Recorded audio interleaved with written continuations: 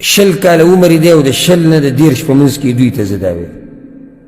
دا شل نه د 10 په منځ کې چې دي زه دوی ته دا ویم څومره ستاسو ملګري ستاسو همزولي مړه شوي دي وایي تاسو پاتې شئ نه دي مړه شوي څوک د شلو نه 10 په منځ کې دنیا مړه دي نو دا شلو نه 10 په منځ کې چې دی زه درته یم ته څنګه داسې په ارام نه هسې چې په تا به مرګ نه راځي ولې نه راځي ښایسته ښایسته ځوانان سم غرونه په دغه سره ځواني کې تللي دي دنیا نه بیا د 10 نه د 40 په دې منځ کې دی چې دی زه درته دا وایم ځواني د باندې راغلې ده تا چې څه فایده اخیستې ده تا څه کړي دي ځه تا دومره وخت تېر کړی دی یعنې سړی بالغ شو 15 کالو په عمر کې د 15 نه 40 د ټول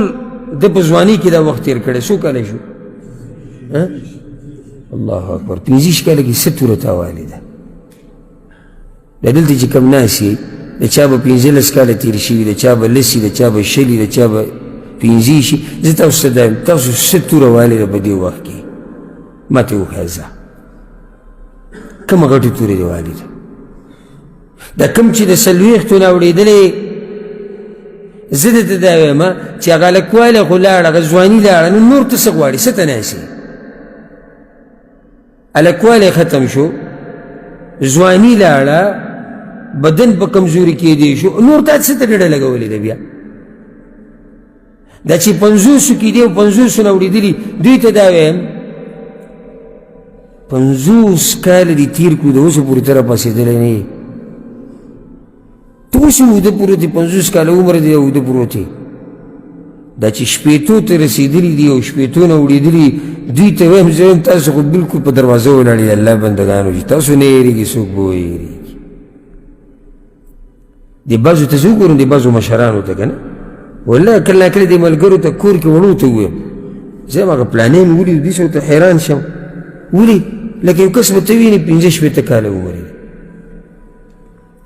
30 څه کم 80 او یو ته نږدې او دومره بېغمه د دې دنیا دا قیسې به کوي مزدوري او کور او بچي او دا خبر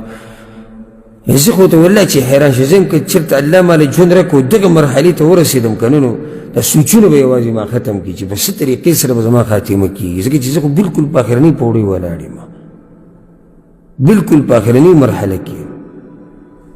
نو زه دوی ته دا یم چې تاسو نور څه ته په انتظار ناست